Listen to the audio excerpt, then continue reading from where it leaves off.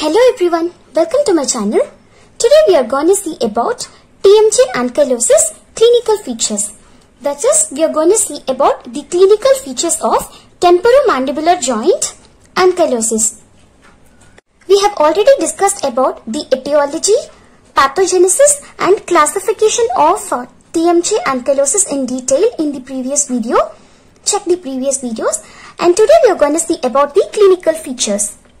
First, we are going to see the clinical features of unilateral TMJ ankylosis, okay, and as well as the bilateral TMJ ankylosis. Unilateral and bilateral TMJ ankylosis. These both are very important for your exams as well as for you to understand. Alright? They might ask you as the important 10-mark questions. Okay? First, let us see the unilateral ankylosis features. Okay. First, there are extraoral features. Okay? Extraoral features as well as the intraoral features. Let us see the extraoral features first. There will be the gross facial asymmetry. Okay? First important point that you should remember is the gross facial asymmetry. That is, the face is not symmetrical. Okay? Suppose the face is like this. Okay? Okay. This is the rounded face or something. The face will be not symmetrical. Somewhere it will be bulged or it is flattened the other side. Okay? It will be like this.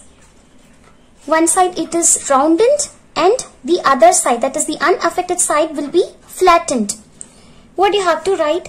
That is, you have the unaffected side is flattened. Okay? Unaffected side is flattened and elongated appearance. Okay? And there will be, the affected side will be roundening. Okay?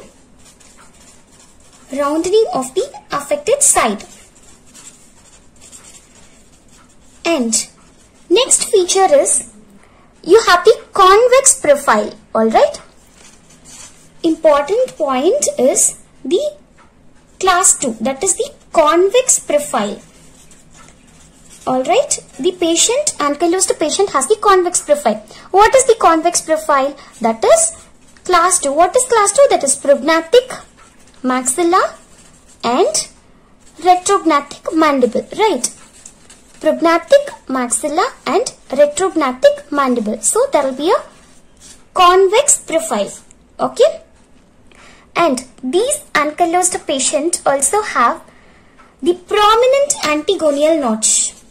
The most important point that you should write in your exam is the prominent antigonial notch.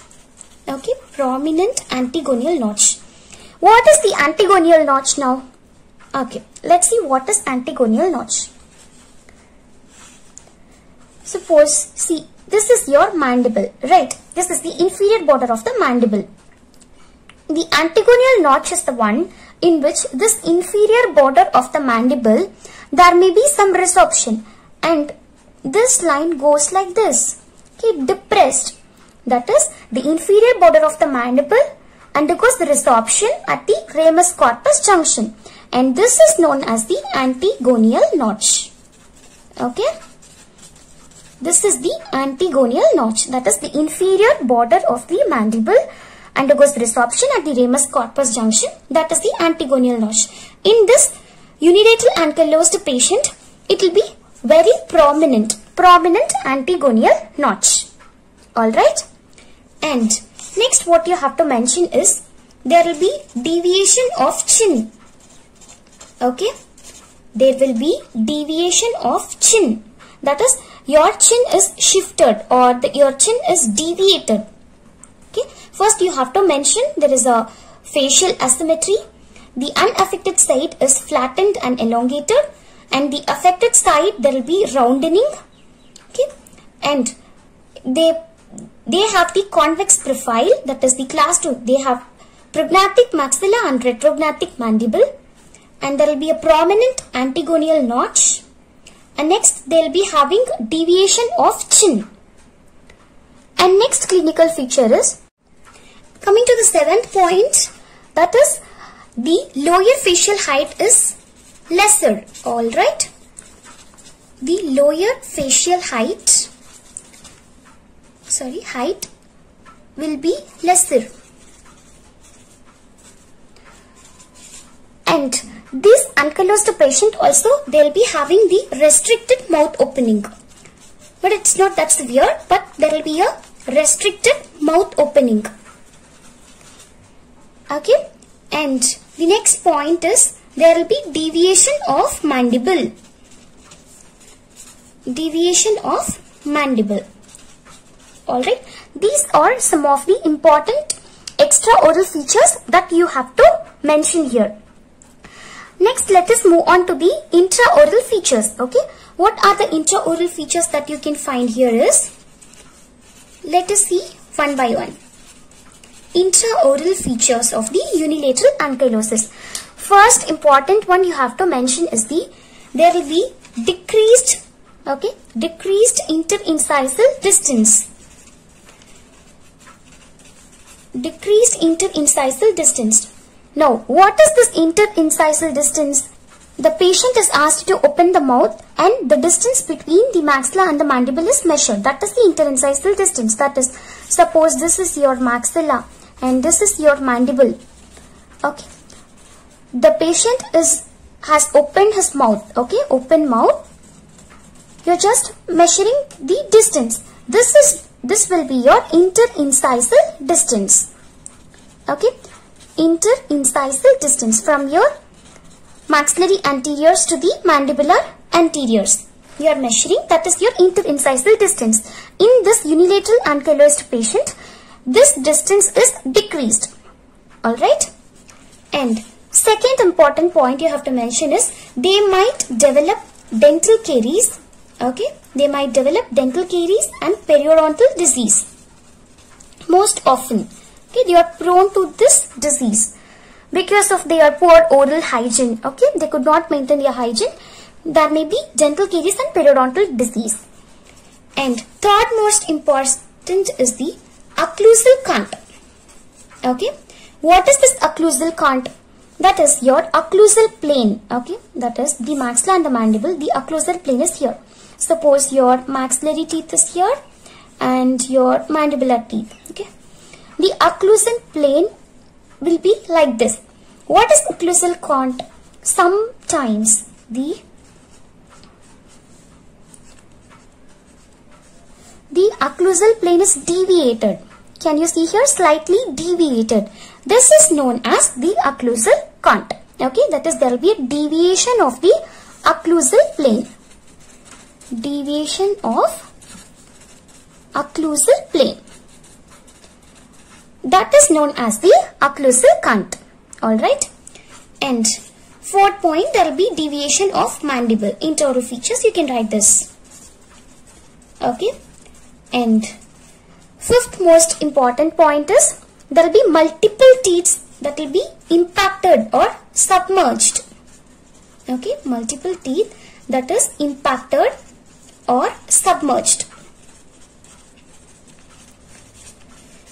What are the intraoral features? That is, there will be decreased interincisal distance. What is the interincisal distance? That is the distance between the maxillary anteriors and mandibular anteriors when the patient opens his mouth. The distance measured is known as the interincisal distance. That is decreased in the unilateral TMJ ankylosed patient. And there may be dental caries and periodontal disease frequently because they could not maintain their oral hygiene. And next one is the occlusal cant. Occlusal cant, that is the deviation of the occlusal plane, is the occlusal cant. Next, there will be deviation of mandible and there will be multiple teeth which is impacted or submerged. These are the most important intraoral features that you have to mention. Okay, that's it about unilateral TMJ ankylosis. Alright. Now let us discuss about the bilateral TMJ ankylosis. And here also there are extraoral and intraoral features. First let us discuss the extraoral features of bilateral TMJ ankylosis. Alright. Okay. First, the same as unilateral TMJ ankylosis, here will be also the gross facial asymmetry or gross facial deformity. And here it is known as, the most important one that you have to mention is the anti-gump appearance. Okay, anti-gump appearance, also known as the bird face deformity. Okay, anti-gump appearance or bird face deformity. Alright, the most important one that you have to mention. Okay, anti-gump appearance and the bird face deformity. That is, the face of the ankylosed patient appears like the bird's face. That is called as the vogel chest. Okay.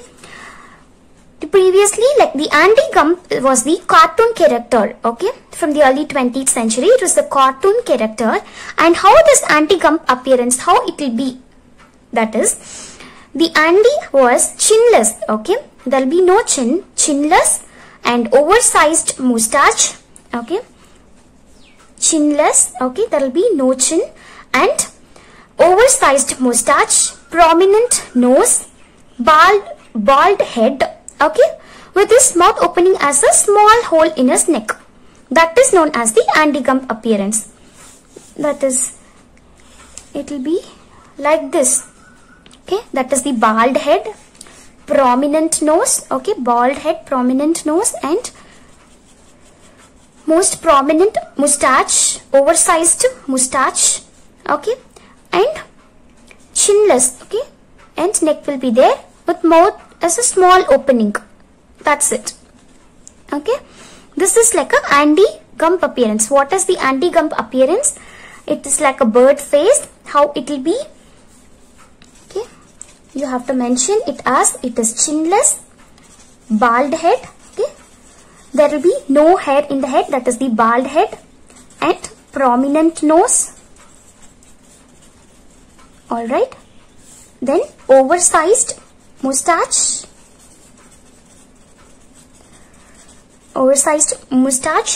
chinless we have already mentioned, and mouth appearing as a small hole. Okay, that is the anti-gump appearance, which is the cartoon character. And vogel chest, that means the bird face. So you just have to mention there is a gross facial deformity, that is the anti-gump appearance, also known as the bird face deformity. Alright, and you can even draw this diagram also. This is the first important extraoral feature that you have to mention.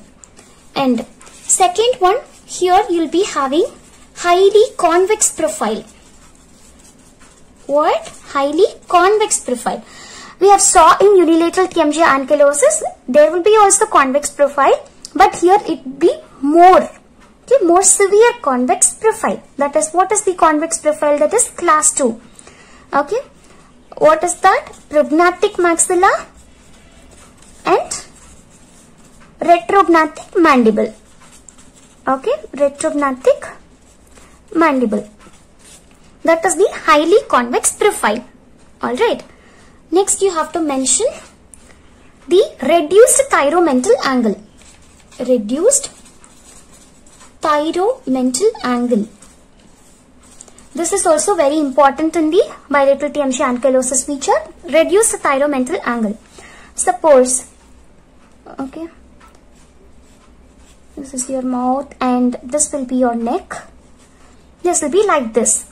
Okay, the anterior surface of the neck, the angle. Okay, this angle is known as the thyromental angle.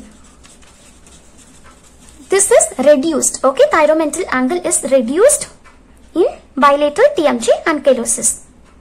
Alright, and you have to mention the next clinical feature as the reduced lower facial height. Okay, reduced lower facial height. This you have to mention. And one more important is the prominent Antigonial Notch that we have already discussed in the unilateral TMJ ankylosis. That is the inferior border of the mandible. There will be a resorption at the junction. Okay, ramus corpus junction. That is the prominent Antigonial Notch. Alright. And there will be trismus. Okay. Trismus may be present. And there may be a double chin sometimes found in the bilateral TMJ ankylosis. Alright. These are the points that you have to mention in the extraoral features of bilateral TMJ ankylosis. The most importantly, you have to mention the anti-gump appearance. That is the bird face deformity. Now let's move on to the intraoral features of the bilateral TMJ ankylosis. Intraoral features, the same as the unilateral TMJ ankylosis, you have to mention there will be a reduced interincisal distance. Alright, and there will be also multiple teeth that is impacted or submerged. Multiple teeth impacted or submerged. And also there will be deviation of mandible. Okay. And the next one is occlusal cant. That is the deviation of occlusal plane. Alright. These are the intraoral features. These are similar to the unilateral TMJ ankylosis intraoral features. Alright. So they might ask you the clinical features of unilateral TMJ ankylosis or the clinical features of bilateral TMJ ankylosis in your exam. You need to mention all these points, both the extraoral and intraoral features. This is very, very important for you to know. That's it about the temporomandibular joint ankylosis clinical features. That's it for today's video. If you like the video, hit the like button, share the video and subscribe the channel.